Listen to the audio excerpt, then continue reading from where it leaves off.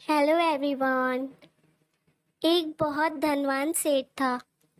उस सेठ के पास जितना ज्यादा धन था वह उतना ही ज्यादा कंजूस भी था। 1 रुपया खर्च करने से पहले भी वह सेठ पहले ये सोचता था उसकी भरपाई कैसे होगी। कभी अगर थोड़े पैसे खर्च हो भी जाएं तो उसे रात को नींद नहीं आती थी। इस सेठ के रिश्तेदार और दोस्त हमेशा उससे दावत मांगते थे, लेकिन किसी ना किसी बहाने से सेठ उन्हें टाल दिया करता था। एक बार व्यापार में सेठ को बहुत बड़ा मुनाफा हुआ।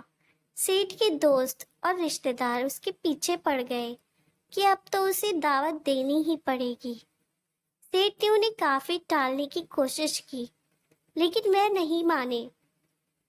आखिरकार बेमन से ही सही सेठ को उन्हें दावत के लिए हाँ कहना पड़ा।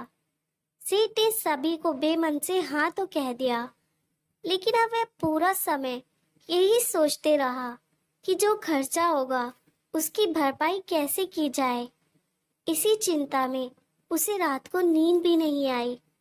लगातार सोचते रहने के कारण आखिरकार उसके दिमाग में एक युक्ति आई। सेठ ने तय किए दिन सभी को दावत पर बुलाया। हलवाई तरह तरह के पकवान बनाने लगे। पकवान की खुशबू से अड़ोस पड़ोस महक उठा। एक तरफ जहां सभी लोग पकवानों की खुशबू में खोए हुए थे, दूसरी तरफ सेठ ने अपने नौकरों को बोलकर सभी के चप्पल और जूते बोरों में भरवा लिया और शहर में व्यापारी के पास गिरवी रखने के लिए बोल दिया। सेठ ने नौकरों को व्यापारी से कहने के लिए कहा कि इन सभी जूते चप्पल के मालिक आकर इन्हें छुड़वाएंगे। इनके बदले जो भी पैसे बनते हैं वह सेठ को भिजवा दें। व्यापारी ने सेठ की बात मानते हुए सभी जूते चप्पलों को गिरवी रख लिया और उनके बदले में अच्छी रकम सेठ को भिजवा दी। इस बात से अनजान सभी रिश्तेदार और दोस्त सेठ के घर स्वादिष्ट भोजन करने में मगन थे। जब कोई भी खाने की तारीफ करता तो सेठ मुस्कुराकर कहता, यह तो आपके ही चरणों का प्रसाद है। खाना खत्म करके जब सभी मेहमान अपने अपने घर जाने के लिए तैयारी करने लगे तो सबने बाहर आके देखा तो सभी आश्चर्यचकित थे, क्योंकि किसी की भी चप्पल या जूते वहां पर नहीं थे।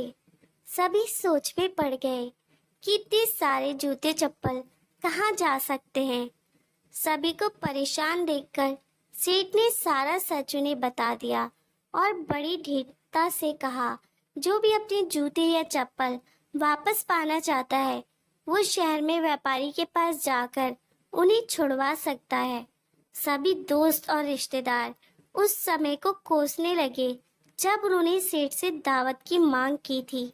सभी सेठ को बुरा भला कहकर वहां से वापस चले गए और सेठ अपनी बुद्धिमानी पर इतराते हुए मुस्कुराने लगा। तो दोस्तों, कैसी लगी आपको इस कंजूस सेठ की मजेदार कहानी? क्या आप भी अपने आसपास या अपने दोस्तों में ऐसी किसी कंजूस शख्स को जानते हैं जो इस सेठ की तरह अपने पैसे बचाने के लिए कुछ भी कर सकता है? अगर आपका जवाब हाँ है तो कमेंट करके ज़रूर बताएं, और अगर हमारे चैनल को सब्सक्राइब नहीं किया तो आप कर लीजिए।